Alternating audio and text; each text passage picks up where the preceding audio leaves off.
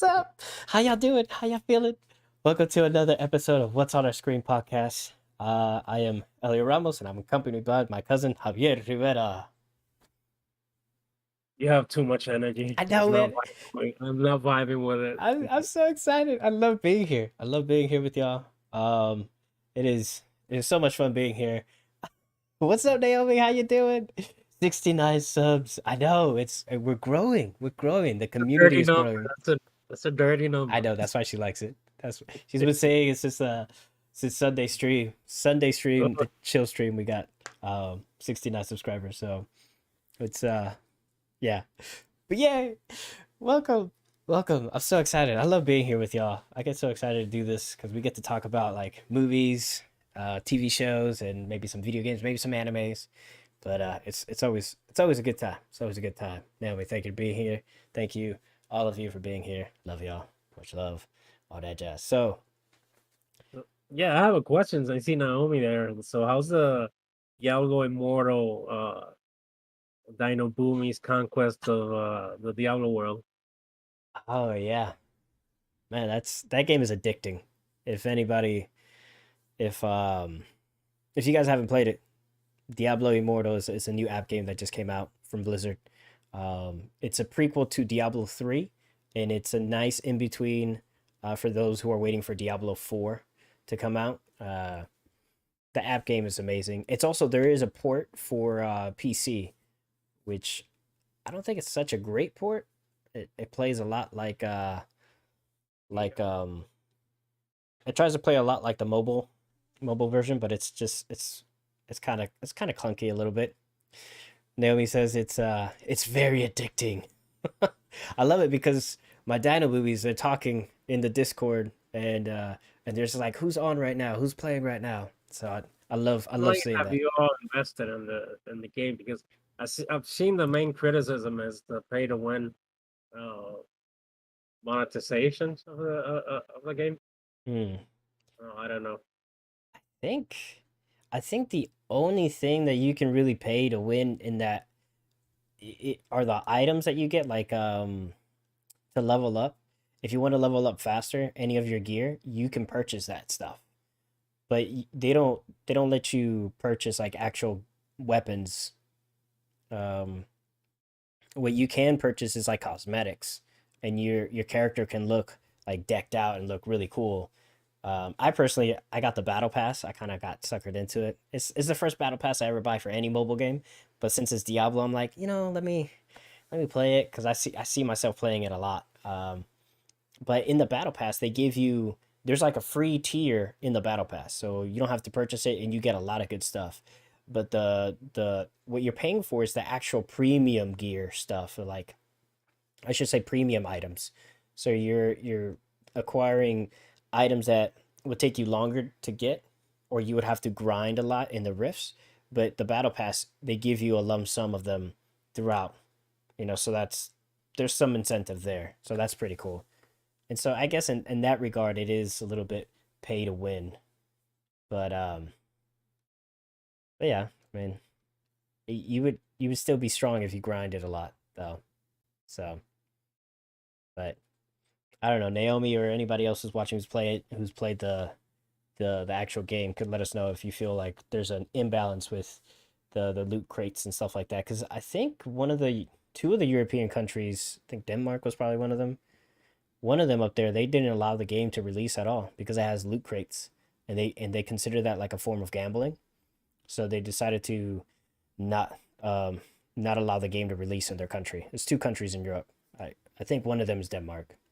I read that the part where people were a little angry with the greater rifts, you need that medallion to for it to go to the greater risk. So you can only do it once once every day. And if you want to grind more in the greater rifts, you have to pay stuff. Mm. Yeah, I haven't experienced that yet. Maybe because I've only been doing like one riff a day, which reminds me, I still got to play today. If I don't play today, then I lose my streak, and I'm gonna be pretty upset about that. Nemi says, I just got it yesterday, the battle pass, and I was already level 40, so it's possible without purchasing. Dang, Naomi. Jesus. So you already completed the battle pass? You already got everything? Because I'm level 38, I want to say, and I just got to tier 9 or tier 10 of the battle pass.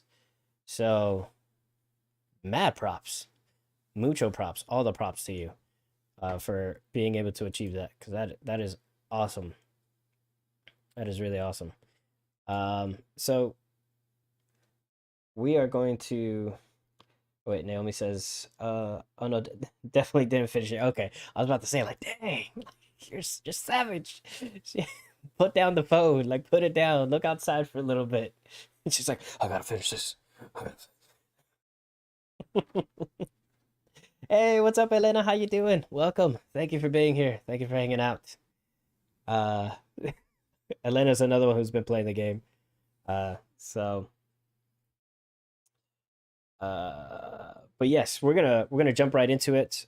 So Netflix, a couple things got announced today. Apple had their announcement of a couple things. They have a new iOS that's coming out, iOS 16. They announced that today at their event. They have uh, they have a new Mac OS that's coming out as well. So like their ecosystem is getting like a huge upgrade. So that's really cool. And then the M2 chip got announced as well. So that's coming out for the Mac Air and the the MacBook Pro. So that's pretty cool. That got announced. And then Netflix is also having their weekend geek. The what is it called? The The Netflix Geek Week. yeah, geeked week. That's Horrible name for a show. yeah. They're trying to be part of the culture, like trying to Yeah, I don't know. Say something easier like Netflix. I don't know, pop Greek culture or something. yeah. Netflix showcase. That would be easier. Yeah, Something simple where you're not stressing too much with it. But some trailers just dropped, and we're gonna talk about some of them, not all of them, because some of those shows are just kind of like, but there are other ones that look pretty interesting, and then there are ones that are just not all that great. Primo, which ones caught your eye the most, or the one that you want to start off with? well, I'm a big fan of the series Dark. It's a German sci-fi multiverse type of show, and they have a new show called 1899. Uh, Yes.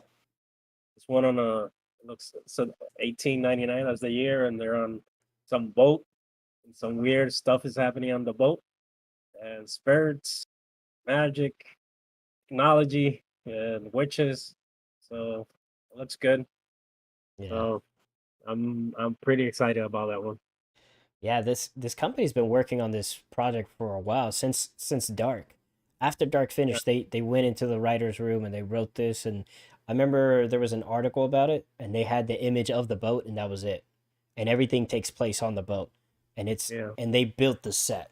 That was one of the yeah. things in the article. Is like they worked really hard and get the money to build the sets and stuff like that. So Netflix is taking a huge risk with them to be doing this project and stuff.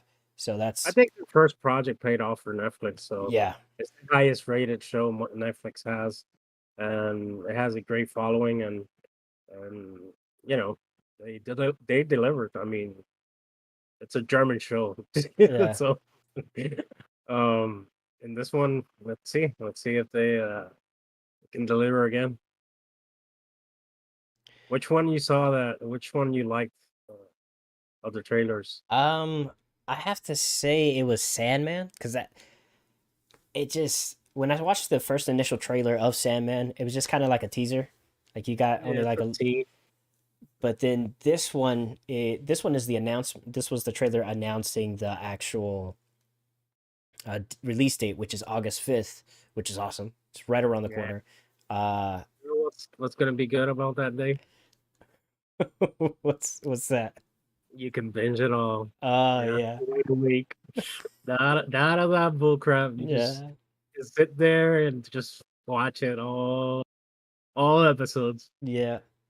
No, man, I'm really looking forward to it. Like this trailer really showcased a lot of the atmosphere of the show, the texture, some different characters. I think fans are gonna really like it, and I like that Neil Gaiman's a part of it. And there's obviously some visual changes to some of the characters, but I again I don't mind that. I just want a really good, compelling story. I want a compelling story to the comic books. The comic books are so rich and in depth with story, and it's very unique. So is the audio book. The audio uh, um, adaptations or the audio drama of Sandman are just superb. They're stellar. And so I'm really comparing this show to that because that experience was so immersive for me and I fell in love with it and I can't wait for them to do Act 3. So I'm hoping that the show can live up to the audible version of Sandman. And that's my biggest hope. But visually, I'm really pleased with it. I like what they're doing. I like the direction that they're going with it. It just looks like it's going to be a fantastic show. And the graphics, I feel like they didn't skimp out on the graphics of it, like the CG and everything like that. I think they did a really good job, like the door to Hades and stuff like that, to Lucifer's. Or was that his there was a scene there with the door to Lucifer, and Apes, yeah, and then there was his there's his kingdom, you know, yeah, that was, when he escapes, that he's just being almost like teleported. And just you see this blinding light in his body, like yeah, right there in the comic book. yeah, That so I thought this trailer was a little meh. Not how they cut it. It wasn't. I don't know. I wonder how they're gonna promote this show to people who don't know about the character, and because yeah, it's a really high concept. It's about the Lord of Dreams, and he's been locked out in somebody's cellar. With this sect of people who are trying to lock up death, and instead they capture Dream, and he's there for like 80 years or something like that. I yeah, can't remember right now. So yeah, it's a weird show to. I, I'm I'm nervous that they do the first season and it doesn't catch up, and Netflix has been chopping down everything, like, yeah. so Yeah, because they're bleeding chips. Netflix is yeah. bleeding chips. Before we continue, that Naomi says, I missed the question. Sorry, was I was think that Kara? Car? Is that your dog? Uh, Kiara. Kiara. I couldn't see it because the type over here is so tiny. It's like, so I couldn't even. Well, in Uh, Spanish it's Kiara. I don't yeah, know how me pronounces it in Kiara. English. I think it's the same way, Kiara. Uh, I don't do the. What does that say? Cookie, cookie stuff. Ooh, the cookie, I think cookie. horror. Yeah, I mean it's like are you talking about 1899? Because 1899 has some of those sci-fi kind of elements to it, but 1899 kind of looks like they're on the Titanic or a Titanic-ish kind of boat, but it seems like that's gonna be pretty cool. But when it comes to Sandman, I think Sandman is not that eerie. I mean, there's moments that it is, but I think it's gonna be. Boogeyman, Boogeyman, Oh, spooky. yeah. That's Speaking a of, good title. That's a good yeah, Boogeyman, spooky. yeah. There's Guillermo del Toro is doing a Oh horror yeah, horror I thought anthology, and that's from different directors, and one of them is from the Boogeyman. One of the directors is the Boogeyman director, but it's eight stories, and each story has a different director of horror directing the story. So it's all housed underneath Guillermo del Toro. So, uh, according to Netflix, it's some of Guillermo del Toro's favorite horror stories, like short stories, and these directors are tasked to bring them to life and however they see fit. So it should be like a really fun and scary experience, and that's for the horror enthusiast. So I think that Netflix is definitely catering to like the sci-fi junkie, and then the horror junkie, and then the comic book nerds who love Sandman. Um, what they're not catering to is the video game junkie, and that is uh, Resident Evil. That show does not look good at all. There's nothing about that trailer that got me excited. Not a single thing. I give them leeway that they're telling a completely different Resident Evil story. Apparently, this is after Umbrella. Like everything took place with the games supposedly. Because in the trailer it talks about how Umbrella Umbrella has learned from its mistakes, all his past mistakes and stuff like that, and they're reconciling and they're trying to fix everything, make everything better, and everybody's living like in this city, in this little town, and it's like the new Raccoon City kind of thing. So it looks like it takes place years after Raccoon City in Resident Evil 1 and 2. Um, but it just I don't know, man. It just looks kind of cheap. It looks like they're squishing in all the Resident Evil games and they're just putting like little cameo moments of all these like key characters of like villains. Like I saw the the sandbagged character from Resident Evil 5 and there's one in 4 as well. Um that he has like this a sack of potato bag or whatever it is over his head and it just looks like he's out of place, like he has no business being in the show and the way that it's designed. And there's some other like the liquor is in there, some spiders are in there and stuff like that. So there's just some elements that just like, ooh, hey, look, fanfare, like there it is. Remember that? You remember seeing that? That's cool. That's from the game. So I don't know. I just feel like they're taking advantage of a franchise and they're just kind of putting the Netflix logo on it. And the movie wasn't that great that just recently came out, and now you Yeah, know as this franchise has this beautiful long history in Hollywood, and this like so high esteemed, and no, no, no, it's Resident Evil has been trashed since the beginning. Like yeah, they've never adapted it well. So it's you true. know, It's true. it's When I say franchise, I'm talking about like the video it's game. on the right now. It's on the level of Terminator and whatever the Crow. They each time they make a new Crow and it's direct to video and stuff like that. Like that last Juaninator, el Juaninator. Mira, ven acá, Juaninator. Freaking A. Yeah, I didn't watch that. I was like, yeah, Yeah, that was should have, just they should have done it with two. yeah, no, straight A up. beautiful indie, and let's make more. Yeah. No, they're always trying to milk stuff like that. But yeah, I just I don't think that show's gonna be too exciting to watch. That's just my opinion. The good thing about it is that, like Javi said, is it'll be binge watchable. So if for those of you who just want to sit there and just binge watch that, you don't have to deal with that. And so I don't know if I'm gonna be one of those, but like to this day, I still haven't seen Cowboy Bebop. It just didn't.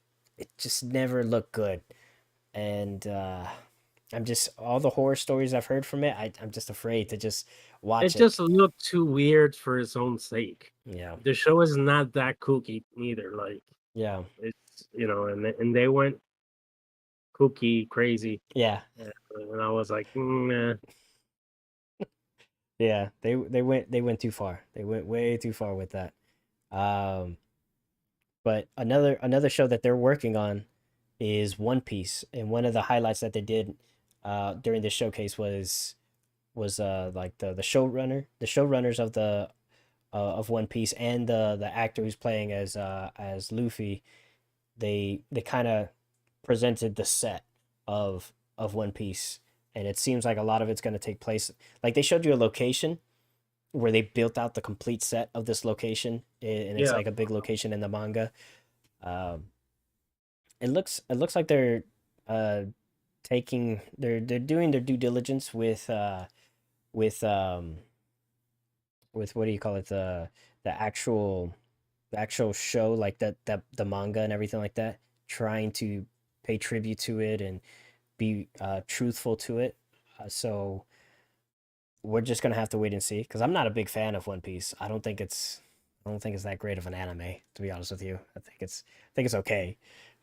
It's just, I think there's better anime out there, but I know that's blasphemy in the anime.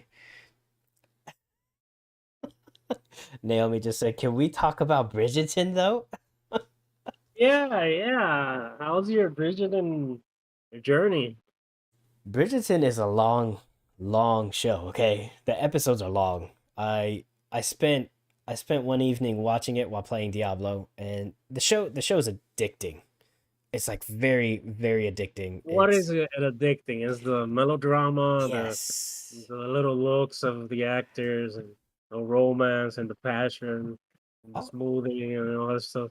all What? of the above. I like the Okay. development of the characters. I like how they're Mhm. evolving throughout the Characters, series. like Um, in quotes, characters, what's that? air quotes, characters. Characters, yeah. Um, I like the tension. I feel like there's some silliness to some of the scenes. Like one of the characters who um who made a vow. He made a vow with his to his father, and he's not willing to like budge on that vow. And it's like, bro, that's kind of dumb. But it's part of that era, like your word is your bond kind of thing. And so a lot of people follow through with what they're saying, which is awesome. Um, but the series just it's fun. It's elegant. Is The drama is there. It's character driven. It kind of has it's kind of like Downton Abbey a little bit with it, but it's a little bit more raw, and it's Well, focused. saucy. Yeah, it's definitely spicy for sure. There's a lot of spice in there. Uh, a The lot of pechugas flying out. Yeah, a lot of pollo, a lot of pollo. Just yeah, it's just everywhere. Which is nice. I mean, it's like tasteful. It's not in your face constantly. It's not like Game of Thrones. Like the first two seasons of Game of Thrones was just that. And you're like, oh snap, somebody needs to get stabbed soon because otherwise I'm watching I'm watching some soft porn over here. So, um, but yeah, the show is great. Like I really like the characters. I like the development of it. I like how it's going. The pacing is really good, but the thing is, the episodes are really long, so there's a lot of content there, and it's long in a good way, where it's you don't realize that you've been watching for like an hour and 11 minutes an episode or something like that. So Oh no, he says, "You say what? I need to watch Game of. You haven't watched Game of Thrones? my goodness, Naomi, what Naomi, what? Naomi, please. what is going on? The first two seasons, you're gonna love it. I mean, the whole show is really good, The whole show, yeah. except for season 8, but you're gonna love the first two seasons. Okay, you're gonna love the first two Have seasons. you watched The Boys, Naomi? Oh yeah, oh yeah, you should watch The Boys. You should definitely watch The Boys. We're gonna talk about that here in a little bit, but you should Yeah, definitely watch The Boys. that show is raunchy and a lot of other stuff. Yeah, The Boys is definitely 100% up your alley. But I still haven't finished Bridgerton. Just to jump back, I think I'm on episode 6, and what I like about the show is that there's the tension buildup at the beginning of the show wasn't the main story arc throughout the show, if that makes sense. Throughout the first season, there are things that happen like midway through the season that you're like, oh, and other shows that would just be like the season finale, or that would be leading up to the season finale. But they did it different. They just kind of like, okay, now these two people are together. Now this is how they struggle with that. It's like that's really good. That's I don't know, maybe because they weren't sure that they were gonna have another season, but up to this point, I've really enjoyed the pacing and how they've told the story. I think it's really well done, really well written show. You haven't even heard of what The Boys on Amazon Prime Or Game of Thrones. or Game of Thrones? Oh, Naomi, we're gonna have to drop some knowledge on the Discord here soon. We're gonna have to Yeah, we drop. got the So but a quick we need to talk all. We was that pretty well? need all to talk to Naomi and convince her to watch Game of Thrones. Yeah. The Boys is on Prime. Yeah. It's a superhero show, but it's very adult, and the superheroes are like are real life celebrities, but in that world, it's superheroes and stuff like that. So it's very violent and raunchy and stuff like that. So it's really good. Yeah. Yeah. No, I totally agree with Javi. It's not like any other superhero show that's out there currently. Yeah, Um, they make the it's not Disney. Disney. It's not Disney superhero shows. Yeah, they make Disney look bad with with this show. They really do because Disney has all those properties to do all these great shows and whatnot, and they kind of fall short to the boys. Yeah, It's it's almost. I heard somebody compare it to like it's South Park, but with superheroes. oh yeah, yeah.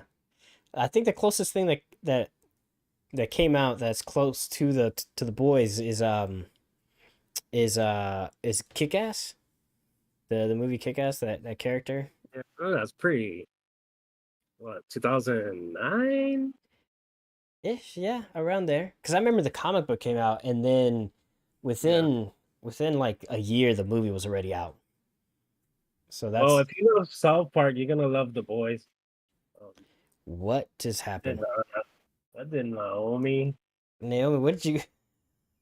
Naomi, what you or the It's bot? the bot. This bot is crazy, dude. Please refrain from using. Oh, what up? Wow, Wow. I think the Team Lab bot is has sentient life, and it's just Yeah, doesn't it doesn't like Naomi. I don't know. It just It's completely just erased everything Naomi just said. you should talk to Everything. your bot. Yeah, You I need should to do talk to something your about bot. that bot. I didn't think Naomi. It's I'm too sorry about aggressive. that. It is way too aggressive. That's the second time it's done that. I just said I love the last movie you said. Oh, did you write out the name Kick-Ass? Man, I need to do something about that bot. That Yeah, bot. you need to talk to him. He has to come down a little Yeah, bit. He's too moral. yeah. He's like, wait a second. Wait a second. How dare you? How dare you say Kick-Ass on this stream? Dare you? Poor Naomi. Oh, yes, I did. Thank God. At least I know that bot works. But dang, it works too well. Yeah, he's too Pentecostal.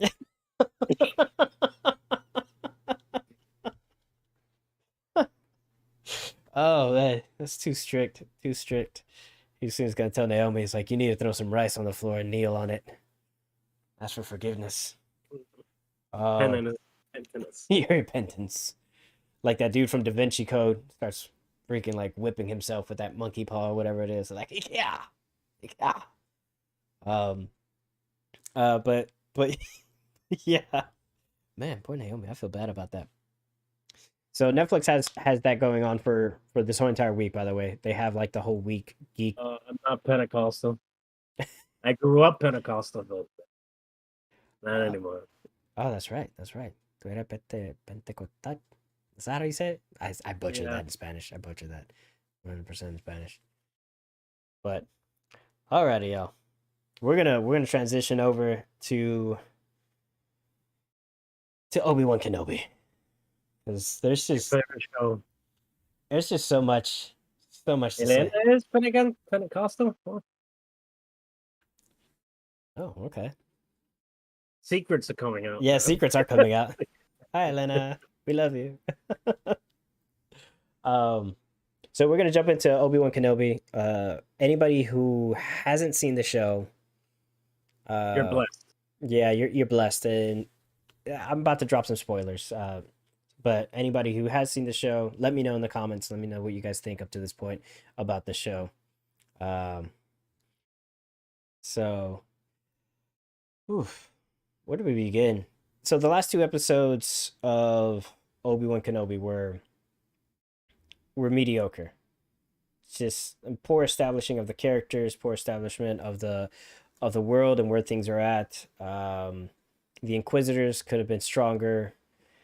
Obi-Wan, they could have told a much deeper story about Obi-Wan and what he's struggling with. Ewan McGregor is carrying the show with his performance, but he's being placed in silly situations. And what I mean by that is, for example, in this episode that just recently came out, he's he's with Leia and he has to like try to escape with her to rendezvous with somebody who's supposed to help them, completely disappear. And and so he decides to, I don't know, do this like Western standoff. Like he still has, they're trying to showcase like he still has like Jedi abilities, but yet he doesn't. So he does this Mexican standoff with some of the characters, and he has like this hood over his head, and he's not doing a really good job of disguising who he is. But this character who's so wise and he's one of the most respected Jedi's in the universe of Star Wars.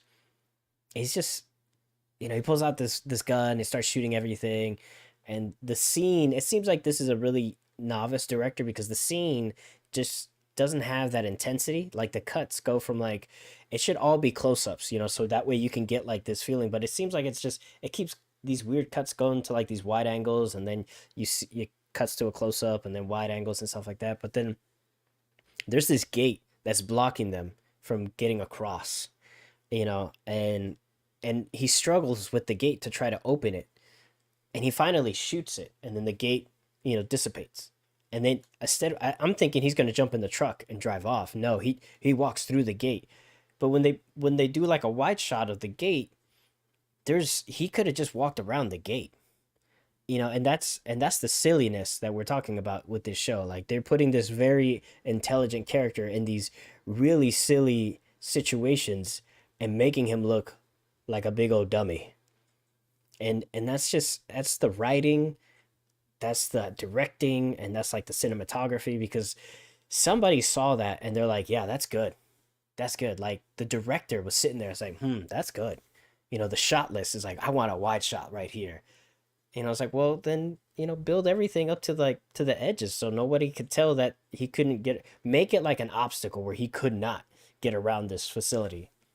Like so everything from the leadership, Kathleen Kennedy, all the way down to the set designer, everybody's just failing in this show. They're just doing a horrible job. And it shouldn't be that way. This is like a multi-billion-dollar company. They have the backing, they have the funding, and I don't know, they're not putting their best foot forward. They're just completely like, just I can't even, I don't know, they're shooting themselves in the foot. They're going out of their way to do things bad for no reason at all. Like they're so focused on this peripheral stuff, and what this peripheral stuff has to do with the story, how it's going to progress, like the universe and stuff like that, it just doesn't matter. But they're focusing so heavy on this peripheral stuff. um and I think Kathleen Kennedy has it's we're suffering from her agenda of trying to make like this women empowerment thing, and she hasn't hidden it. Like that's not like she's spoken about it immensely on a regular basis. So it's evident because all the movies that have come out, they've had like strong female roles, and whatnot. But it's hurting storytelling. It's hurting the ability to tell good stories when you're so focused on these peripheral issues and forcing them into this into a show, which it should be about Obi-Wan, but it really feels like it's about the Inquisitor. This Inquisitor character that in my opinion, had the show just been about the Inquisitor, it would have been a stronger show, and you would have gotten your female empowerment, um, you know, ideology in there as well, and that's cool. That's fine. You do you, but as long as you give me a good story, whatever. Women all day. The whole entire set could be female based, and everybody in there could be female, and that's I don't care. Just give me a good story. But they can't. They can't. She can't put her own agenda into the whole story, and she's like force feeding it to us, and she's not capable of telling a good story with her own agenda. So it's very frustrating to see that, and a character that could just be so personable, that could take us through this journey, with Obi-Wan, and his struggles. I just feel like they're not doing any service to him. And the interaction between Obi-Wan and Darth Vader, that was just a complete loss. That the previous episode they told us about how how this Primo, what's the young lady's name, and the character, is there Versa or Revis or Moses Ingram. I'm sorry. Moses Ingram. Okay, no, but that's the actress's name, but Yeah. the role that she plays, what's the character? Inquisitor, Riva. Riva. Man, I keep forgetting. I gotta remember it. Riva. But so Riva tells Obi-Wan, hey, Anakin Skywalker's alive. And Ewan McGregor reacts to that, and he does a really good job, and it like sinks in, right? I feel like that's weak writing, because they're doing that. It's you're supposed to show and not tell. So in this next episode, when spoiler, Darth Vader and Obi-Wan meet for the first time in years, there's no weight to it because one, everybody knows that Obi-Wan knows, and Obi-Wan knows who that is. So there's just a moment like I can't really believe like that's Anakin, And it should have been a moment where the two of them realize that each the other one is alive, kind of thing. That the Force should have opened their eyes to one another, just like how the Force opened Ahsoka's eyes that Darth Vader was Anakin. So they did that brilliantly in Rebels, and I feel like they should have done that. Um, I feel like they should have done that here in Obi-Wan. It should have been like the Force revealing things to Obi-Wan, because now Obi-Wan already is tapped into the Force. And so I feel like they did a disservice to the fans there and into storytelling it as a whole, because you have this strong opportunity.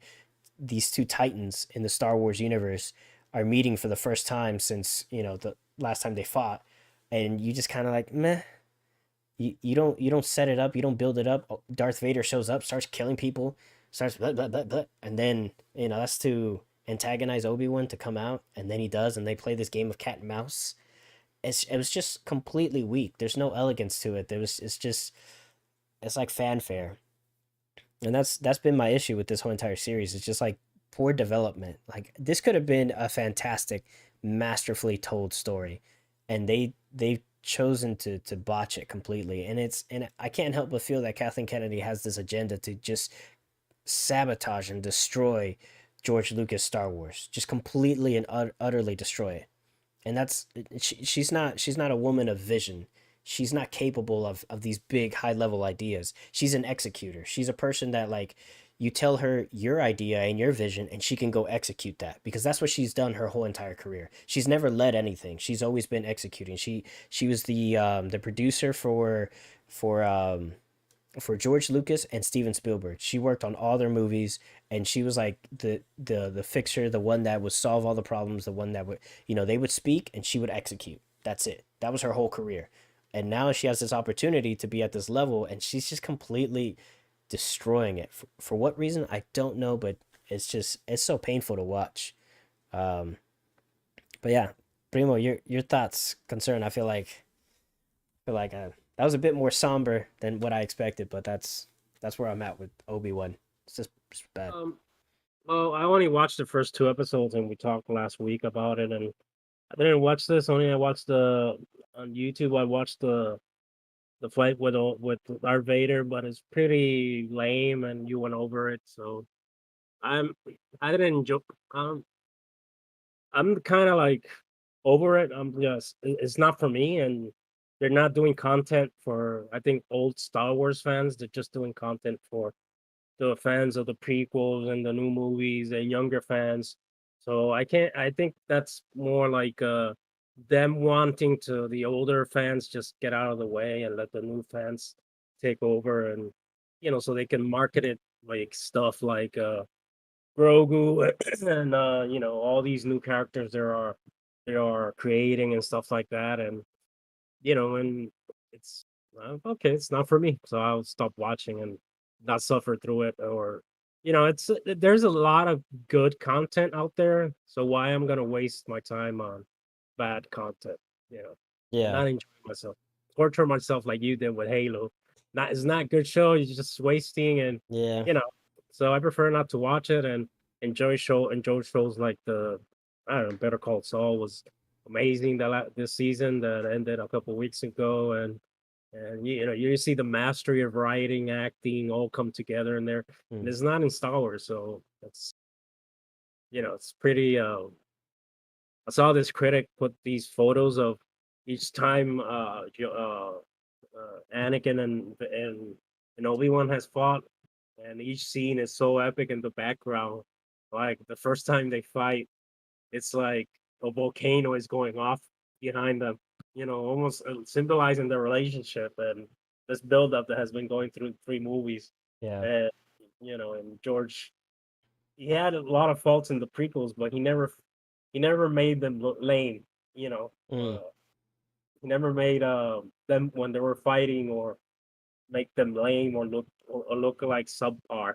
You know, and Disney has made these characters look like subpar. Yeah.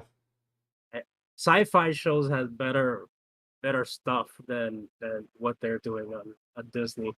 So you know, so for me, it's like it's not worth it to watch it. They're massacring the canon and stuff like that, and you know, Yeah. I'll let it be. You know, Yeah, no, I agree. I agree with you. But sometimes it's better that one suffers for the good no, of many, you know. no, no, not this type of suffering. Yeah. Yeah. No, you're right. It's just I don't know. It's just very upsetting and the thing is I feel like if we don't speak out about these type of shows and what they're doing with these franchises, then other studios are just gonna take note and be like, "Oh, we don't have to tell good stories. We just got to just do fanfare, and then that's That's all we're gonna get." that's the that's where the pride of a filmmaker and a writer comes in. You know, Disney can do it because they have the money to withstand it. Mm-hmm. Like let's say the cleansing of what they're trying to do, and get rid of all fans and stuff like that. They're Yeah, just doing everything to it connects to the parks, to the animation, to the stores, to the merchandising. So it's something that's being stretched so hard. Like you thought George Lucas milked it when he then was producing movies and only just reissuing DVDs and stuff like that. yeah, This is taking milking to another level. Like yeah, yeah, so it's just that like when Lucas had it, it was the vision of this sole person, and and it was an independent movie. It was his vision. That's it. yeah, Nobody said anything about it, and now it's a brand for Disney, and it's connected to the parks. So as a brand, you tend to you know turn into Saturday morning cartoons. That were built for sell merchandising on is what it is. So yeah. No, you're right. It's like a bittersweet kind of realization of what's happening. But again, like I don't want it. I don't want this poison to spread. This poison of mediocrity to spread to like other other stuff. You know, like if we start tolerating it and accepting it from these big studios, then all the smaller ones are just going to take note, and then all we're going to get is just mediocre content and nothing. I guess then at that point the industry is dead, right? Because for a long time there oh, the hasn't been. Hollywood has how the for a long time a lot of film critics and film directors have felt that from Hollywood's for Mm, the summer blockbuster that was mindless sci-fi CGI destruction and or the Marvel movies. It's like it's almost cookie cutter movie making for them. yeah, But you're invested because it's a storyline that continues with other characters and stuff. But now they're feeling samey, and more you see more people kind of, questioning more Marvel and stuff. So, it's people. There's people who want better stuff, and there's some studios who trying to do it. I mean, Better Call Saul is one of the better shows out on TV. mm, Succession, and there's a bunch of shows that are just way better than whatever Marvel and DC are making. yeah. No, it's true. The Offer on Paramount is great. That's such a great show. That show is art. 100%. I highly recommend that to everybody. It's Or the show that we're going to talk about, The Boys. I mean, yeah, if it wasn't another, if it were Amazon had gave these creators like or like a blank check, do whatever you want, we won't censor you, and they're doing incredible work. I mean, they're doing some social politic commentary and on The Boys, and it's you don't see anybody just this is you're talking politics. No, because they're hiding it well, and yeah, the access of the of that world, you know. So Yeah, no, it's true. Well, Primo, just take us with that segue. Just take us in there to the show. Let's talk about a really good and well written show for a change here. So let's jump on the boys. Go ahead, take us off, man. What? well, The Boys is based on a comic book from Garth Ennis and I forgot Derek. I forgot the artist, but yeah, it was done after the 2000s, so that's a pretty adult comic book. So this is the third season. This takes place like a year after the ending of the second season, and you see all these characters are kind of dispersed, and they're dealing with the after effects of the last season. And you see there's a new bureau. It's about the superhero something, and it's like the FBI but for superheroes. And you see Huey there in charge with the senator, and Homelander is and the Butcher are like these two central figures, and they're almost emasculated, and just playing nice with everybody. Like the Butcher has Huey as his boss, and he considers Huey like a weakling and Mhm. stuff like that. And Homelander has to have they take his leadership out and put Starlight as a co-leader of the seven. And it's and and he's dealing with this perception that nobody loves him because that's the thing he wants, is this huge narcissistic ego that he has to be loved. And I love the scene that they have in the first episode when they're talking about, they are in the same way emasculated and or castrated, and they're just like, we should shake this up, and that's what they do. And it's incredible how the actor from Homelander, he's Anthony Starr. Each time he appears in the scene, he just steals it. Yeah. It's his show. And the Butcher the same thing. You see that hate that the Butcher has for superpowers and stuff like that. It's an incredible show. I highly recommend it. It's a very adult. Don't take your kids to watch it. Oh, It's like, yeah. yeah, it's not. And the Naomi, first, this is your show. yeah, Naomi, this is your show. Um, you remember that meme that was going out before Infinity, that Ant Man could kill Thanos? Yeah, Uh, yeah, just by going into his ear or something like yeah, that. yeah, and exploding, and there's something happens like that, and oh man, it's crazy. Yeah. So real quick, Primo, is do you need to read the comic books? Do you need to have some knowledge of the comic books to watch the series, and or do you feel like they've done a really good job explaining like everything and establishing the characters well? Um, I think they've done a good job of, because that book was written in during the early 2000s, mm, so it has a lot of commentary post 9/11 America. So they have to tend they what they've done very they just done, instead of 9/11 commentary, is more like post 2016 election commentary, and how people use social media, and how these huge companies like manipulate people through stories, it's fake news, and and through these superheroes or whatever. We each have platforms and stuff like that. And you see them trying like, and it's like a social commentary on Disney, because there's this company in the show called Vault. And it's like a Disney slash uh this massive global company. It has news, theme parks, movies. It yeah. just encapsulate everything. And there's one scene where they're doing the news. Homelander is, or some hero, and he says all the vault from different countries, and he goes to Vault Mundo, like referring Yeah. Telemundo. Yeah. So yeah, I mean they're pretty aggressive there with the social commentary in the show, and Mm, I don't see a lot of backlash. Well, I haven't seen any backlash towards it, like other shows who do it more on the nose, and you yeah. know. So yeah, I've been enjoying it. And, I wonder what do you think of these 3 episodes? Man, I think this is how you start a season. It's I, I love seeing the character development. For me, it's the character change, right? I feel like every character finally got what they wanted, because everything that they struggled for in the first two seasons, they finally got that at the end of season two, and now it's a year later, and you see them all fulfilled, all complete.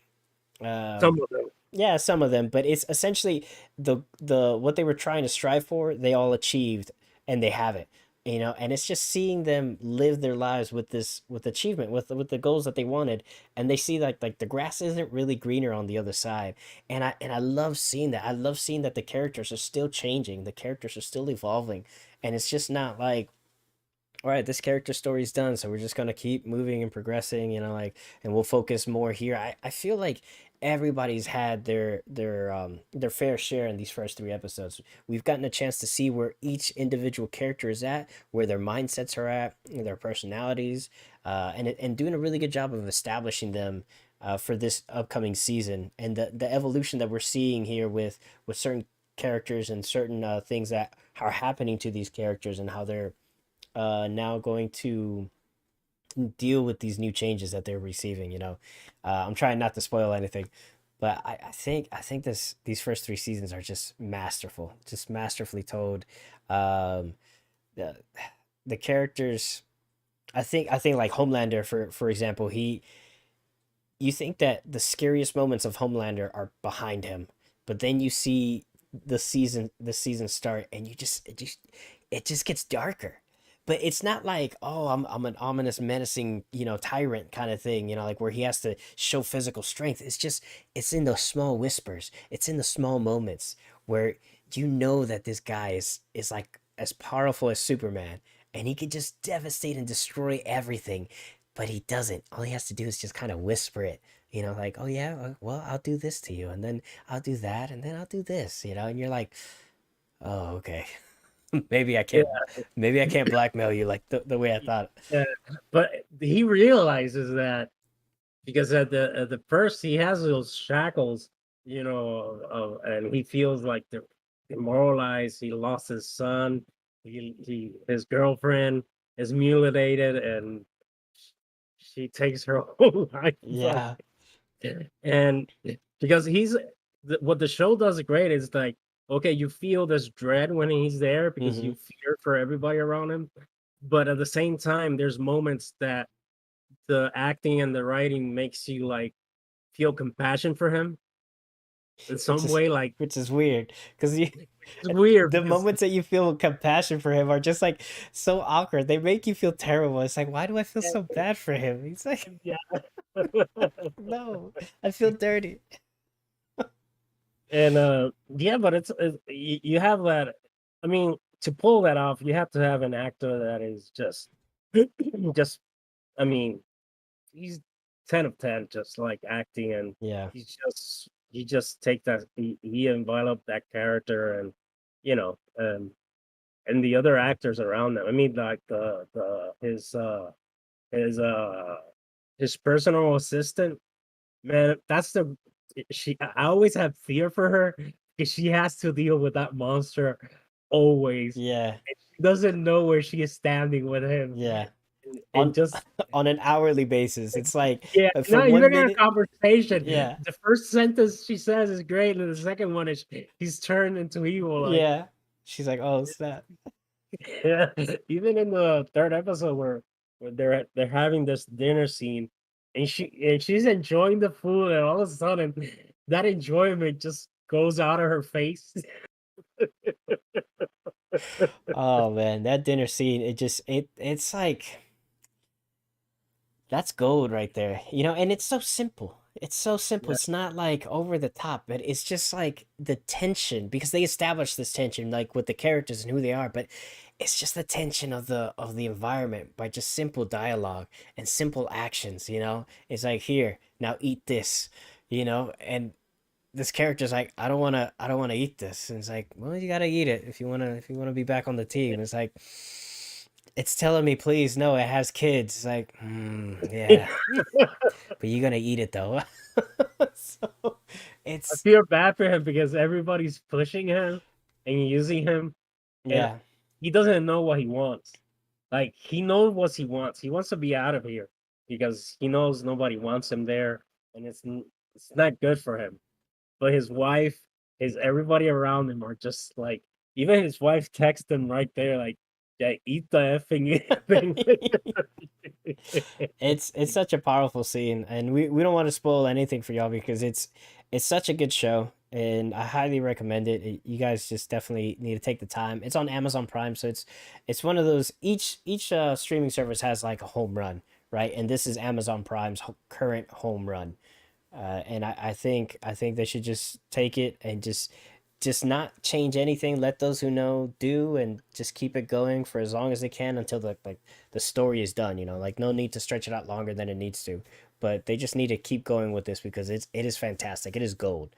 And despite what they think, maybe they're like, oh, this whole Lord of the Rings is gonna be great. It's gonna be fantastic. I think they already struck gold with the boys, and it's just a stellar show.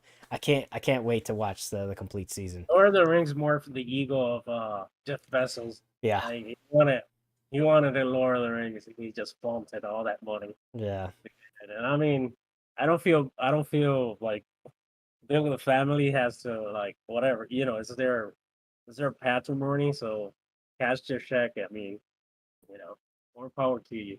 yeah. They With pay $250 million to acquire your license, like sure. yeah, yeah. They're like, it's no sweat off their back. They're like, whatever.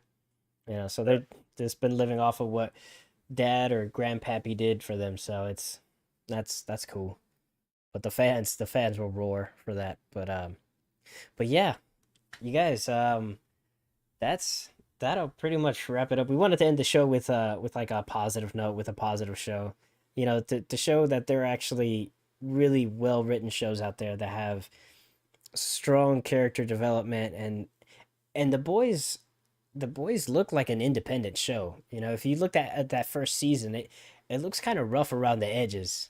There's some grit to it, and it just doesn't seem like a common show. But its characteristics, its charisma, even the aesthetics that they have, with the graphics and stuff like that, how they present the show. Like the intro with it just says the boys. The title of the show. It's so well done. It has personality. It has a soul. It has a heartbeat. It has its own voice. So it's It's almost like the best James Gunn show, you know, yeah. done but without James Gunn. Naomi's like, I like rough around the edges. Then yeah, you'll def Naomi, remember, Streamlabs bot is pretty aggressive. So yeah. But you'll uh, definitely like the show though. yeah, Naomi, yeah, we will recommend it for you. Yeah. You'll love it. And then watch Game of Thrones as well. Watch like the Yeah, first two seasons. yeah, Um watch it all. yeah, no, you're right. Yeah, but the first two seasons is gonna There's dragons there and stuff like that, and yeah, dragons, swords, zombies. A a lot of action, passion. There it is, passion. There's a lot of passion in lot there. of passion there. Yeah, there's a lot of A passion lot of passion. First two and seasons. fire. Passion and fire and ice. Yeah, Isn't that the title of the original storyline? Fire and fire. ice. A song of life and fire. Yeah. Which the prequels that prequel series is coming out. Yeah, in August. Yeah, that's gonna be really good. That's gonna be El Fuego. Compete with What was that? that's gonna compete with Lord. Oh, I think I'm kind of losing you there, Primo. That's gonna compete with Lord of the Rings is coming out at the same time. Oh, okay. All right. That should be interesting. Well, we know who's gonna win that. Well, I mean, you know what? It'd be I think the Game of Thrones spinoff has the potential to be good I agree. because it's already written and already has an ending. Like, um, so and some other people are hands are in there, so new blood in there. So I think it could be. But I mean, Lord of the Rings could surprise. Naomi's like precious. Um, yeah, I honestly, I'm gonna say this here. I want to be proven wrong by Lord of the Rings. I honestly think it's gonna be a big old piece of poopy. But with that being said, I hope that they prove me wrong and it is a really good and compelling story, despite the fact that they changed or they already changed so many different things. They changed so much from uh from the original content and stuff like that. If they actually dish out a really thought out story and compelling, then I'll give it a pass. I'll be like, hey, prove me wrong, and that's what I want. But just normally when you see a trailer, you just kind of know. You watch it and you're just like, yeah. It's like the whole They Resident took Evil movie. actually they Amazon checked took invited like the top fans from the Lord of the Rings fandom. They took them to they showed them I think the first 3 episodes, and they were pretty positive about it. Oh man, I don't believe that. I don't believe any of those stuff. They bring in biased people because, of course, they're gonna be like, "Oh man, this is really good." Because Yeah, but Amazon, there's always they encourage that they have a different opinion too. it's, Like it's just the same thing was said about Wheel of Time. Like these fanatics of Wheel of the Time that just know the story in and out. They yeah, saw but then like Amazon never took them to only invited them to the premiere of the first episode. That's they about it. they were praising it. They were just like, "Oh, this is great. This is fantastic." And First, that first first episode was weak sauce. It looked like it B. wasn't that bad. It It was wasn't bad. that bad. It was It really wasn't bad. that It was bad, dude. Like the CG work and all that stuff was just really wonky and mediocre. It just I didn't think even scream like a fantasy. It felt like it felt like a C plus kind of movie budget. That's what it felt yeah, like. that's what they had. Because it just did not it did not scream like think I'm Amazon Prime and I got billions of dollars to put into this. I think It's the only scene that I remembered from the show that I really enjoyed was the the one that is in top of the mountain and that pregnant lady is fighting a bunch of soldiers while she's trying to deliver a baby. the hell. Yeah, it's one of the last episodes. It begins with the where the main character comes from, and it's this like warrior woman. She's pregnant and she's fighting all these bad guys while being in labor at the same time. So it was pretty good. Yeah. What was that like in the tower when they're in No, no, no. that It's castle? a, it's a, it's it starts to show like that with in the past, and you see this warrior running around and these soldiers like following her, and Are you sure we're talking about? Is that? yeah, the wheel time. Oof. Yeah, I don't. The it's what where Rand comes from. Um, there's other. I mean, it had good some moments were fine, Mhm. but the budget was never there. I Yeah. think Brandon Sanderson was talking about it, and how much trouble the production went into. Like, he was he was revising the scripts, but during the pandemic they stopped, so he didn't have any more contact with them. Only afterwards. So So what? He it was probably like he was revising. What he revised the like the well first he like. well the thing is that they were filming, they were about to film, and he checked the first pass of scripts because he's like what do you call him? They invited him to because he finished the real time series, the books. And so they invited him, and he checked the first one, the first pass, and he gave notes, where what to change, and because he knows the books very well, Hmm. and the characters. And but I think that's when the pandemic started, and the production went to hell. Some of the actors went out, just left the show. So behind the scene it was hell. So Yeah. I don't know, man. That was just rough. But The yeah, it Witcher was. was good though. The Witcher was really good. I enjoyed The Witcher. Even season two, I really like season two and a I lot. haven't seen season two. Oh man, it's so good. I thought I got bored, man. I was like, oh Really? yeah, I Okay. couldn't get past episode one. Wow. No, I watched season one so many times, and then when season two came out, I just didn't. I barely came up for air. It was so good. I enjoyed it. That's one of those rare moments where I don't agree with the consensus. A lot of people were complaining that there wasn't enough time with Gerald, you know, the Witcher. But I beg to differ. I think it was just well balanced. They're trying to tell multiple stories, and so I I, I think it was That show well executed. for like for 2 more seasons or something like that. Yeah, I can't see it going past like 4 seasons. If it gets 5 seasons, that'd be impressive. But yeah, I think 4 seasons is I think that's kind of like the sweet spot for Netflix and everything. But yeah, ladies and gentlemen, that'll do it for us tonight. Want to thank y'all so much for just hanging out with us. As we chat, as we talked about all the stuff that's on our screen. Feel free to join the Discord server where you could chat with us and let us know what you're watching and what shows we should watch. Naomi told me about Bridgerton and to check it out, and it's really good. Like I'm truly enjoying it. So I plan to finish it and then give my final thoughts at some point of the show.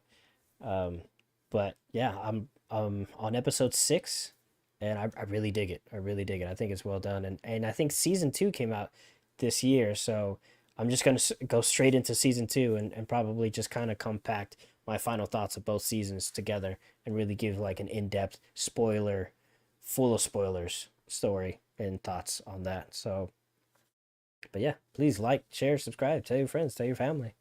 Primo, any final thoughts? Go buy some chicken and enjoy chicken and cook it, and some root beer and some bread. It's, get I don't know. get your carbs and get your proteins. Yeah, That's important. That's get your important. soda. Oh, you heard it here, folks. It's important. Get your chicken, get your root beer, get your bread. But all right, ladies and gentlemen, thank you so much. Much love. God bless, and we'll see you guys on the next one. Peace out. Adios.